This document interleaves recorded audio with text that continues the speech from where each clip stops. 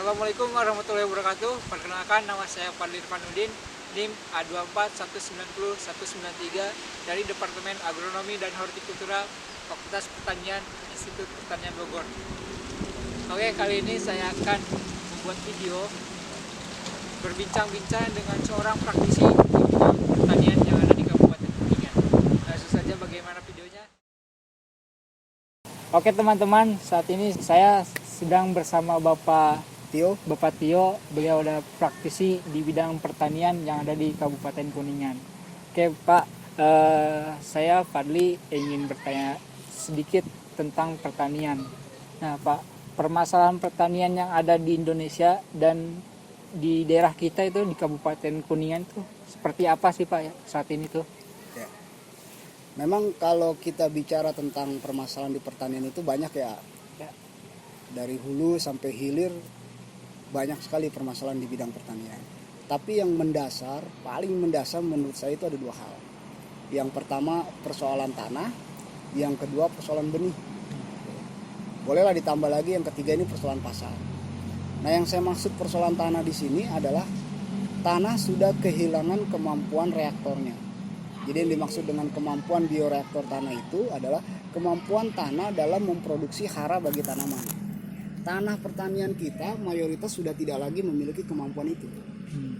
Ya mungkin itu terjadi karena pemakaian pupuk kimia yang terlalu berlebihan, sehingga menimbulkan efek residu dan mematikan potensi-potensi yang terkandung di dalam tanah, sehingga fungsi tanah sebagai bioreaktor itu mati. Sehingga petani ya mau nggak mau harus bergantung pada pola pemupukan kimia. Makanya kemudian ada banyak gerakan di berbagai daerah termasuk di Kabupaten Kuningan untuk mengembalikan tingkat kesuburan tanah dengan jalan melakukan pertanian organik, baik organik penuh maupun yang semi organik. Untuk apa itu dilakukan? Ya untuk menyelamatkan kebudayaan bertani kita. Itu solusi ya? Itu solusi. Itu solusi yang tepat guna. Nggak ada lagi solusi menyehatkan kembali tanah selain kembali ke pertanian alamiah. Entah itu dengan penambahan kompos, dengan penambahan humus, dengan penambahan mikrobiologi, dengan penambahan cendawan dan sebagainya. Itu kan metode. Tapi prinsipnya adalah bagaimana kembali ke pertanian yang ramah lingkungan. Itu solusi untuk persoalan tanah. Kemudian yang kedua untuk persoalan benih. Ini juga jadi permasalahan yang mendasar. Banyak petani kita yang sudah tidak bisa lagi memproduksi benih sendiri. Entah karena persoalan tidak memiliki pengetahuannya, atau karena persoalan memang setiap tanaman yang ditanam sudah tidak bisa lagi dibenihkan. Artinya kalaupun dibenihkan, hasil tanam selanjutnya itu ngaco buahnya gitu kan. Buahnya ngaco atau biji-bijiannya ngaco dan sebagainya. Artinya petani harus terus membeli benih, harus terus membeli benih. Nah, ini butuh juga perhatian dari para praktisi pertanian, terutama akademisi-akademisi pertanian untuk mentransfer ilmunya lah kepada petani lah. Jadi kita bisa berjuang bersama untuk menyelesaikan permasalahan dasar di bidang pertanian tadi, termasuk pasar. Jadi kalau kita lihat kehidupan petani itu sekarang gimana ya? Seperti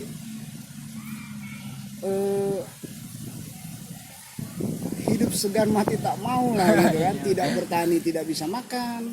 Kalau bertani ya rata-rata hanya dapat capeknya saja gitu. Ya memang banyak hal yang menjadikan mereka seperti itu, dari mulai persoalan kepemilikan tanah, kemudian tadi akses pasar yang tidak bisa langsung diakses oleh para petani gitu kan. Nah, sementara sebenarnya pertanian ini kan harusnya menjadi pilar ekonomi bangsa, pilar ekonomi desa gitu kan. Nah, itulah beberapa permasalahan dasar yang terjadi di petani kita. Bukan hanya di Kabupaten Kuningan, tapi mungkin hampir di seluruh wilayah di Indonesia permasalahannya sama. Hal-hal seperti itu. Belum bicara serangan hama dan sebagainya, wah udah kompleks lah. Makanya ini saya terima kasih sekali nih. Ada calon-calon insinyur muda mau meriset permasalahan pertanian di kita tuh apa. Mudah-mudahan nanti bisa, kalau energi muda itu kan lebih besar lah powernya kan. Amin. Mudah-mudahan nanti bisa menyelesaikan persoalan pertanian kita.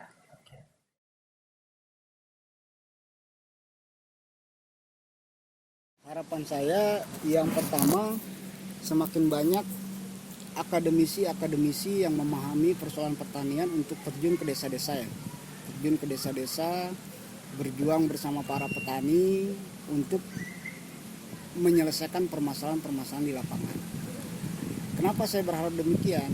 Karena para akademisi, para insinyur ini kan secara pengetahuan mereka memiliki basic di bidang itu. Iya. Kemudian petani punya pengalaman.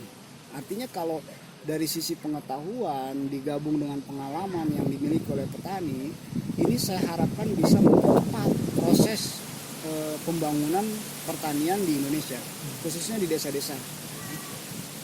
Sama seperti yang hari ini sedang saya dan kawan-kawan lakukan. Kita coba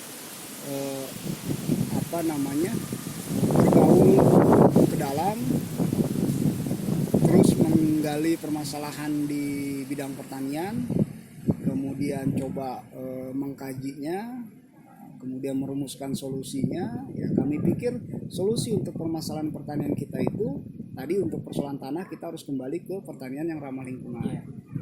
Kemudian mengajarkan petani untuk bisa mandiri benih. Nah, kita sudah mulai mencoba di benih padi sekarang.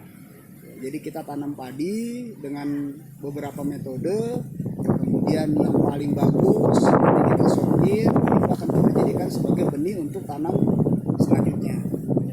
Nah, mudah-mudahan program-program seperti itu bisa membantu petani untuk menjawab permasalahan-permasalahannya, termasuk masalah hama. Iya. Masalah hama juga sama. Kita juga coba mengajarkan ke petani bahwasannya jangan terlalu mengandalkan obat-obatan kimia untuk mengendalikan hama. Karena apa? Karena justru yang kami dapati di lapangan, semakin keras obat kimia yang dipakai untuk pengendalian hama, justru hama semakin kebal, semakin kuat. Itulah yang kemudian pada akhirnya justru jadi bumerang buat petani. Ledakan hama semakin hebat, tidak bisa dikendalikan. Hama-hama seperti misalkan hama muncul, orang Sunda mah, kalau orang Kuningan tuh nyebutnya kalau di padi itu misalkan hama berem. Nah, itu kalau udah kena hama berem itu kan sekawasan kena semua kan, nggak ada yang bisa sanggup gitu. Cuman berdasarkan penelitian kami di lapangan, ini sebenarnya sumbernya dari tanah. Satu, sumbernya dari tanah, kemudian yang kedua pola tanam.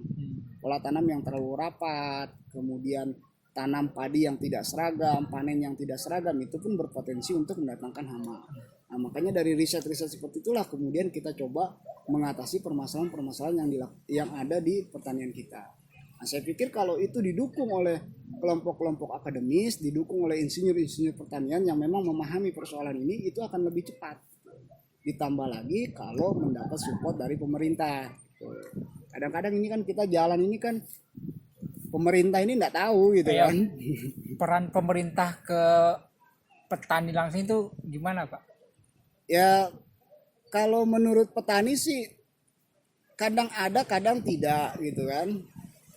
Jadi kalau dibilang tidak ada ya ada gitu kan, karena ada PPL, sering juga ada kunjungan dan sebagainya. Tapi kalau dibilang ada, kadang-kadang kalau terjadi permasalahan, peran pemerintah di sini kecil. Makanya petani merasa seperti dianaktirikan gitu.